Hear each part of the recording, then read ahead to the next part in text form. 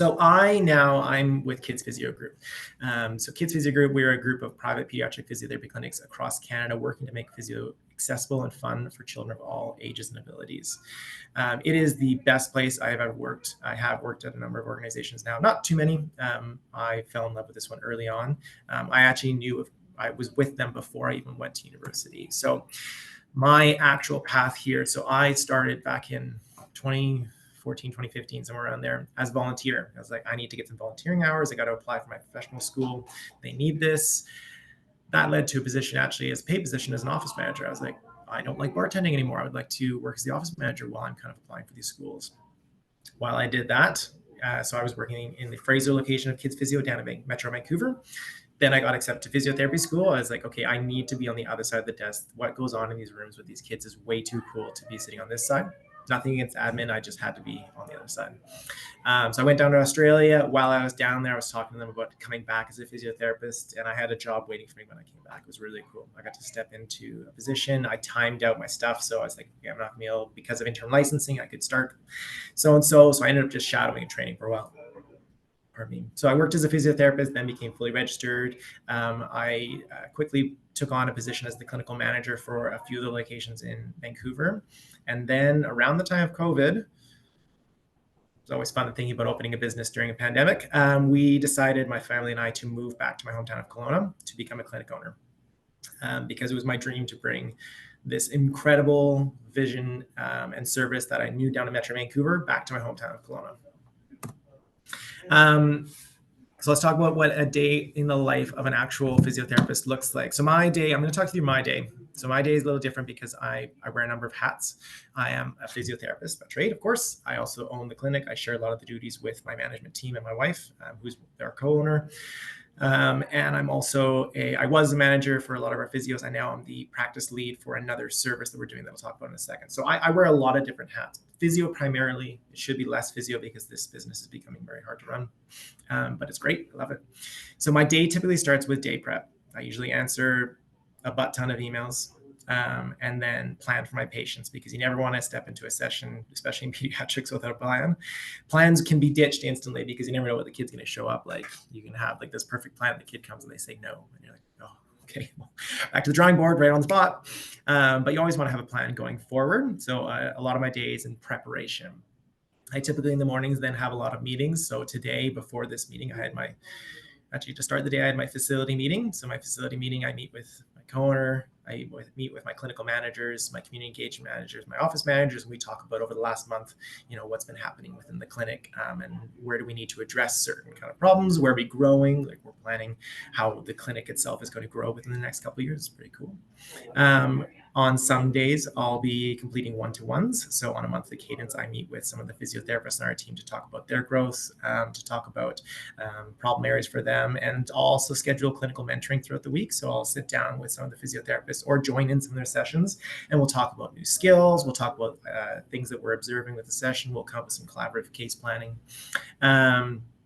And then also within a manager myself, I sometimes meet with other managers in the same position across the company. So we have 17 clinics across Canada. All of the management positions will gather each month. So this month or last week was the clinical manager meeting. All the clinical managers got together and talked about something that was relevant and went through, again, improving the service for all Kids Physio. So that's pretty cool. And the other new hat that's taken up a lot of my time, which is really, really cool, is in service development of a brand new service in the Okanagan called the Family Connection Center, which is a government-funded facility that aims to provide a zero barrier service to children who are at risk or confirmed to have developmental delay. And this goes from 0 to 18. This is pretty huge for the province. It's a pilot project that we're all hoping goes really, really well, because so many kids need a diagnosis to receive funding.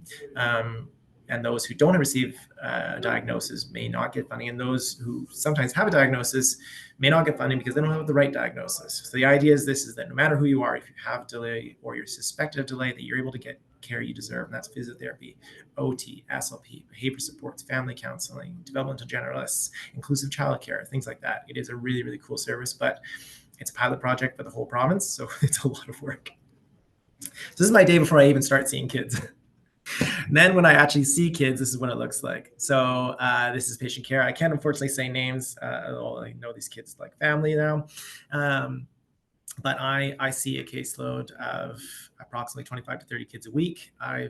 Since we opened the clinic in 2021, I think I've personally seen about 200, 300 families, something like that. I've delivered like thousands of visits, but some of the visits are a little bit more, I see them more frequently. So this one is someone I see every week or every second week. It's a 3-year-old girl with cerebral palsy. I do a mix of what are called Quevis Medak exercises and neurodevelopmental treatment exercises. She loves Tarzan swings, so we'll get her hanging on the actual swing hook. And I do the, oh, and we'll go back and forth, and she thinks it's hilarious. And at this age, a big part of what I do is empowering patients or empowering parents to be able to continue the physiotherapy at home and understand what's best for their kid. After that, I may see, like say, a 14-year-old who's had a concussion. So I do concussion treatment. So I look at kind of what their symptom bases are. We'll do a slow conditioning program. I assess their vision, their vestibular system, and their neck. I give them some treatment for that. Tons and tons of advice and education. And then I work really closely with their coaches, their teachers, or their general practitioners to return to sport, return to the classroom, return to being a kid. And I'm mostly telling you all this because I really love showing how cool and diverse a career in pediatrics is. It's a bit of a plug for a job in pediatrics, but bear me with you. I hope I convert. You're all here to learn about pediatrics, so I hope you learn something. After that, I may see a 8-year-old with autism spectrum disorder, constipation, and daytime incontinence. So my specialty area that I've done a lot of training in is pelvic floor physiotherapy. So I am the pee and poo guy at the clinic. I talk about it every day, all day. And this is a very typical presentation. Someone with autism, constipation, and incontinence, whether that's bladder or bowel. We'll talk about bladder and bowel habits. We'll do some core breathing and pelvic floor exercises. I'll liaise with their GP or their urologist or their gastroenterologist, and we make it fun by, sometimes we'll play like a grand heist obstacle course where it's like, oh, you got to get all the way to the end. You got to steal this and you got to get back, but don't you wake up the security guard who's sleeping on the job.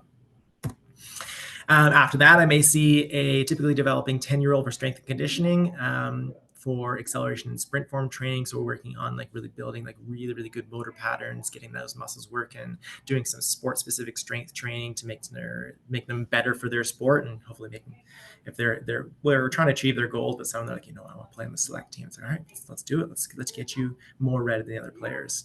We'll make it fun sometimes by doing like soccer 101. So I'll take the sweater off and I'll get my soccer skills out. I'll play 1-to-1. And mostly at this level, the 10-year-olds are drumming me. They're good. They're really, really good. I can usually beat a 5-year-old or a 6-year-old. I'm happy with that, but 10, they're crushing me. Then I might go back down the spectrum. I might go down to a 10-month-old baby with gross motor delay and plagiocephaly. So that is a head-shaped helmet that this little kiddo's wearing to address a head-shaped deformity, working on his gross motor skills. So I'll really work through the skills that are appropriate for that age. I'll teach the parents what's normal for that age. I'll show them how to practice these skills at home. I'll talk to the orthotist who made this helmet if I notice any sort of things that I think need to be changed. And my favorite thing about treating babies is I get snuggles. I'm like, oh, I think they need a little bit of a rest. I'm just going to, this is good. Okay. Anyways, back to work now, because babies are adorable. If you don't like babies, that's okay. You don't have to treat babies, but I love babies. Then after that, I may see a 13-year-old with Becker's muscular dystrophy, so progressive muscular dystrophy. We might talk through stretching, breathing, and strengthening. They're 13-year-old. They can have a little bit more accountability in the programs, but we're still going to make it fun. We're going to play some Call of Duty games. We're going to practice our takedowns and our taking over zone A versus taking over zone B. Like zone C is under attack. Come get zone C. If you can't tell from so far, I have a lot of fun on my job. I get really goofy, really wild. And then after all of that big day, I'll go home, I'll see my family, I'll eat some dinner, and then I'll usually do my charting, my home programs, and my emails. I tend to look like that dog. I'm pretty tired by the end of my day.